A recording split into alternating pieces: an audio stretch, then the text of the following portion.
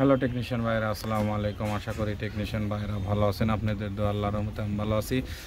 তো টেকনিশিয়ান ভাইরা, এই মুহূর্তে আমার হাতে একটি সেট আছে স্যামসাং কোম্পানির একটি টাচ ফোন। ফোনটির মডেল হচ্ছে A04। তো A04 আর A04E একই সেট। তো এই সেটে প্রবলেম হচ্ছে, দেখেন এই যে আমাদের সেটটি অজগবি বন্ধ হয়ে গেছিলো। বন্ধ হওয়ার পরে এই যে আমি এখন চার্জার দিচ্ছি, এই যে আমাদের এই মেসেজটা আসছে, এটাই হচ্ছে সমস্যা। তো এখন সেটটি আমি খুলে নিয়েছি। খোলার পরে দেখতেছি, তো আমি এখানে লজিকও খুলে নিয়েছি। তো আমাদের এই লজিকে প্রবলেম। তো আমরা এখন এই লজিকটা আমরা এখান থেকে খুলে নেব। খুলে নেওয়ার পরে দেখবো যে আসলে আমাদের ওই ইডোর প্রবলেমটা কোন জায়গায় ফিক্স হয়, এটাই আমরা এখন ফিক্স করব।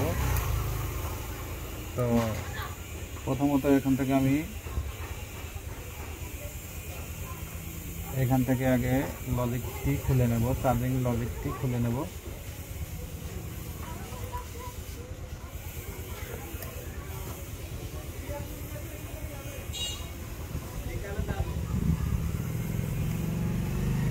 তো এটা ঘাম দিয়ে লাগানো থাকে, তো আমি একটা হালকা হিট দিয়ে নেব।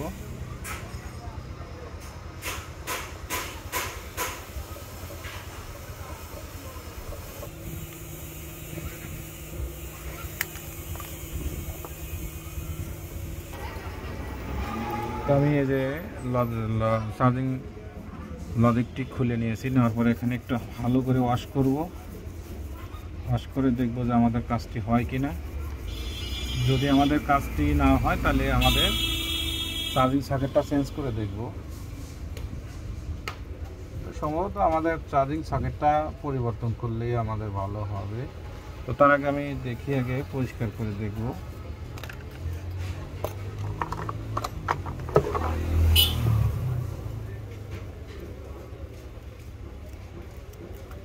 তো অনেক ময়লা আছে, তো আমি এখন পরিষ্কার করে নেব। দেখেন এই যে অনেক পরিমাণ ময়লা আছে।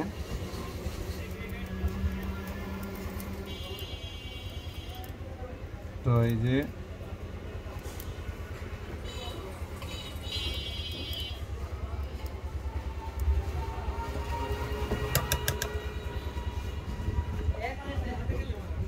চার্জিং সকেটটা চেঞ্জ করতে হবে।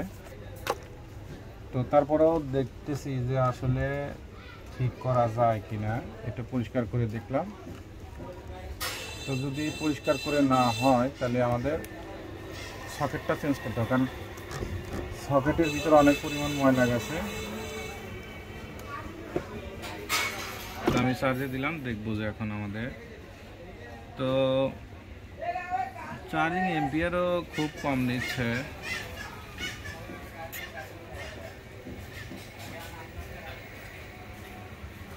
তো আমাদের ওই একই মেসেজ।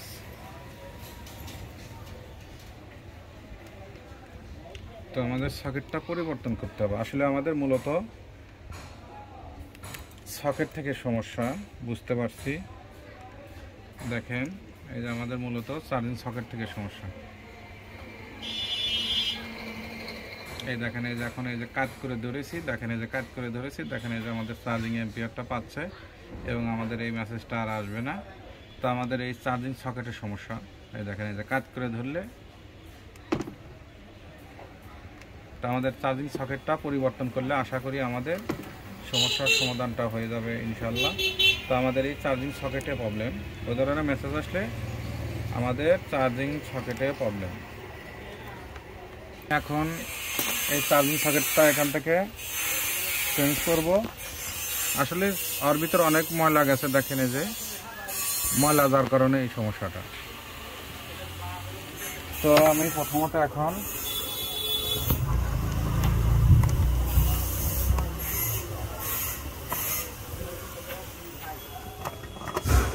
আছে নতুন সকেট আছে, দেখেন এই যে আমাদের কাছে নতুন সকেট আনানো আছে।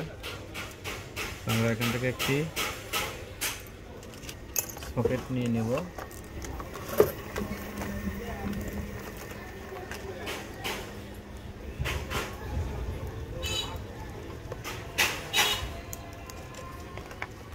এই দেখেন এই যে আমাদের কাছে অনেক পরিমাণ, দেখেন এই যে নতুন সকেট আছে। দেখেন এই সকেটটা এখান থেকে তুলে নেব। তুলে নেওয়ার আগে এখানে আমাদের এই যে গুলো দিয়ে আমাদের পেস্টিংগুলো দিয়ে করা আছে, মানে এই গুলোটা এখান থেকে তুলে নিতে হবে, তারপরে চার্জিং সকেটটা এখান থেকে চেঞ্জ করতে হবে। এই দেখেন এই যে কালো গুলো দেওয়া আছে,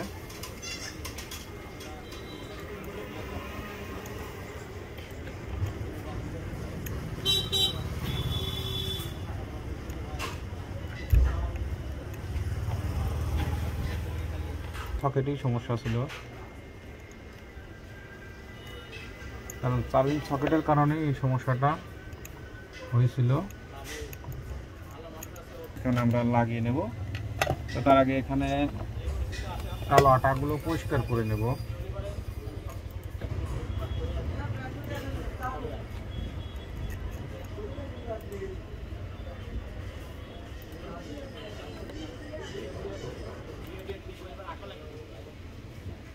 এখানে যে নিচে আমরা রং ধরিয়ে নিয়েছি, নেওয়ার পরে এখানে একটু লাগিয়ে দেবো। আর এই যেটা আমাদের পুরানটা এখানে রেখে দিলাম, আর এই যে নতুনটা এখানে।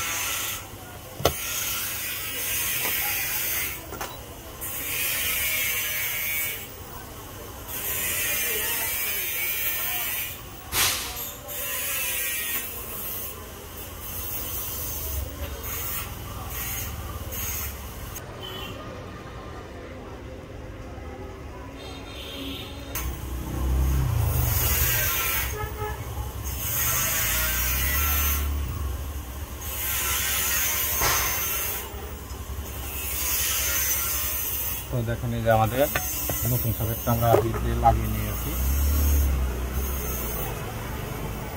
এই পর্যন্তই আমাদের কাজ। তো এখন একটু রিপেয়ারিং করব, রিপেয়ারিং করে আপনাদেরকে দেখাবো। তো আমাদের এখানে রিপেয়ারিং করা হয়ে গেছে, সুন্দর সঠিকভাবে রিপেয়ার করছি। তো রিপেয়ার করা হয়ে গেছে। তো এখন আমরা চেক করে দেখবো যে আমাদের চার্জটি ওঠে কিনা, আর ওই ইডোর লেখাটা চলে গেছে কিনা।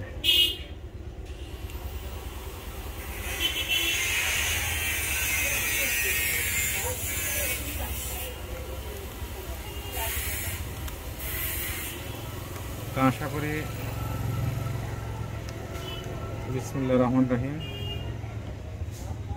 আলহামদুলিল্লাহ, দেখেন এই যে আমাদের চার্জের লাইনটা পাইছে, এবং আমাদের